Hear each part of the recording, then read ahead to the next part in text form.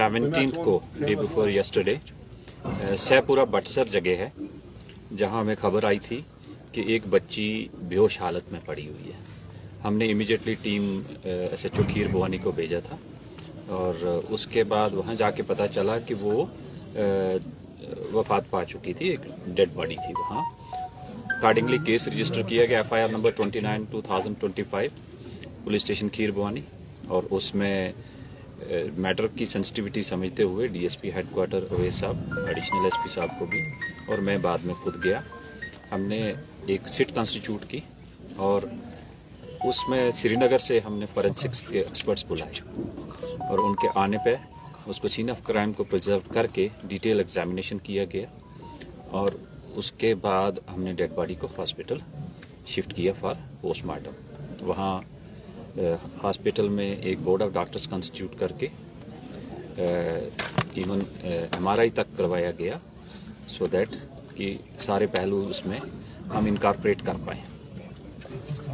इसमें जो initial investigation में वहाँ जो स्टोरी और कुछ स्टेटमेंट्स दी गई कि ये 2 बच्चियां घर से निकली थी, आगे किडनैप अबडक्शन किया गया और उसके बाद आगे इसको मार दिया।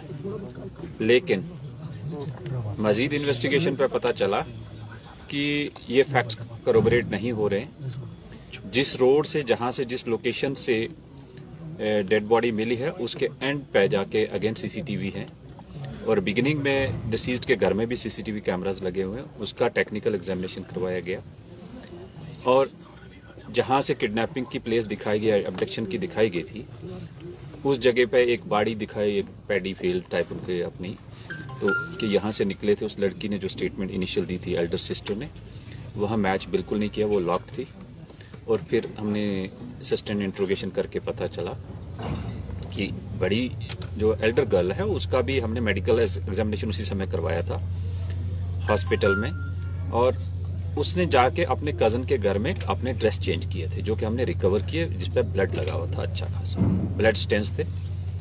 और उसके बारे जब पूछताछ किया गया और डिसीज्ड के, इंटरेस्टिंगली डिसीज्ड के हाथों में भी प्लक्ड हेयर्स थे और वो उसकी एल्डर सिस्टर के हेयर थे जो कि अब फॉरेंसिक्स के एक्सपर्ट्स ने पिकअप किए हैं और वो एग्जामिनेशन के बाद डिटेल रिपोर्ट आ जाएगी।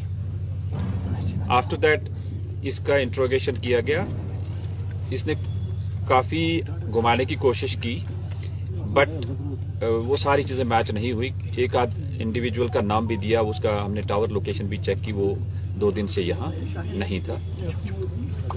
There after she sustain interrogation के बाद एडमिट किया कि उसने ये अपनी सिस्टर को जब वहाँ अपनी जमीन में ले गए थे उसके साथ वाली जगह पे, उससे पहले दिन अपनी मदर के साथ जाते में उसकी घड़ी रह गई थी वहाँ, उसको ढूंढने के लिए गए, वो मिली और छोटी सिस्टर के साथ अल्टरकेशन हुई और फिट ऑफ रेंज में उसमें एक दूसरी को इनने पंचेस मारे। देर आफ्टर एल्डर सिस्टर ने एक वहां से रॉड उठा के, वुडन रॉड स्टिक, उसके सर पे मारी, वो बेहोश होगी।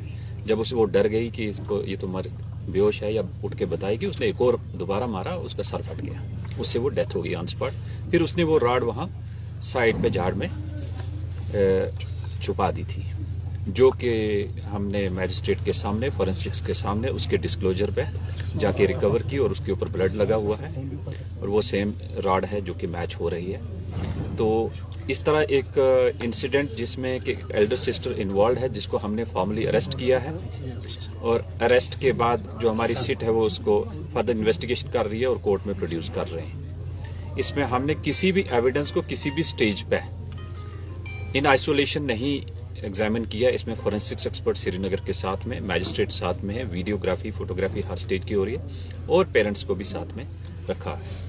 सो इस तरह ये सीक्वेंस ऑफ इवेंट्स को कनेक्ट करके वी विल इंश्योर कि इस केस की जो सच्चाई है वो सबके सामने भी रहे और इन्वेस्टिगेशन अच्छी होके इसमें अक्यूज्ड को सजा मिले। चाहे अक्यूज्ड घर का हो बट एक क्राइम, ग्रूसम क्राइम है तो इसकी सजा मिलनी चाहिए। तो मर्डर केस की इन्वेस्टिगेशन इन प्रोग्रेस है और फर्दर जो डिटेल होंगे आपके साथ शेयर कीजिए। सर रीजन क्या था मर्डर? एक सेकंड, आपने FIR दर्ज किया सर? प्लीज रिपीट करें। किन किन धाराओं के तहत आपने अभी FIR दर्ज किया? ये 103 BNS। सर अभी तक कितनी धाराएं अमल में लाई गई है? एक ही इंडिविजुअल इन्वॉल्व है और she has been arrested formally और sent to the court. Sir,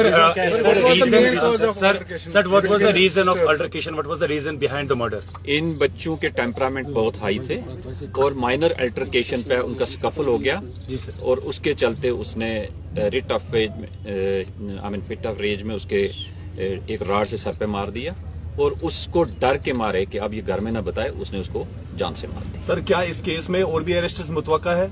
मुझे अभी नहीं लग रहा है ऐसा, लेकिन जो टेक्निकल हमने डंप डेटा वगैरह मंगवाया है हम एग्जामिन कर रहे हैं, बट एज ऑफ नाउ जो इनिशियल स्टोरी थी अबडक्शन और उसके बाद मर्डर करना, वो कहीं भी मैच नहीं हुई है और मोर सो अक्यूज्ड के जो अब फैक्ट्स नरेट किए वो मैच कर रहे हैं आप। सर, इससे पहले सफापोरा में बहनों ने वो क्राइम केस हुआ सफापोरा में और ये दूसरा क्राइम अब गांधरबल डिस्ट्रिक्ट में ही। Is police going to make any women ना एनफोर्समेंट ना women squad for the safety of women in Ganderbal? देखो, ये घर के अंदर जो क्राइम हो रहे हैं, सोसाइटी के अंदर जहां उठ बैठ रहे हैं, इसमें ज्यादा हमारे जो रिलीजियस लीडर्स हैं उनकी जिम्मेवारी है और हमारे जो पढ़े लिखे लोग हैं वो अपने हर मोहल्ले में अवेयरनेस करें। हमारी जहां मदद होगी, जरूरत होगी तो हम करेंगे, बट वी विल इंश्योर कि ऐसी चीज़ों में हर स्टेज पे हम भी पब्लिक मीटिंग में इनके साथ रहें और अवेयर करते हैं। मेरी डायरेक्शन है ऑफिसर्स को, और अब हमारे पास यहाँ एक लेडी ऑफिसर भी आई है, तो हमने जो वुमेन सेल है उसको पूरा एक्टिवेट किया है सोशल क्राइम को डील करने के लिए, खासकर वुमेन के लिए। वी आर अश्योरिंग कि उनके कोई भी इश्यूज हैं प्रॉम्प्टली लेडीज ही हैंडल करें ताकि एम्पैथेटिकली उनको जस्टिस मिले। Sir, is there anything special for the people of Gandharbal district from your side? Any important message? कि रूमर्स पे मत जाइए प्लीज।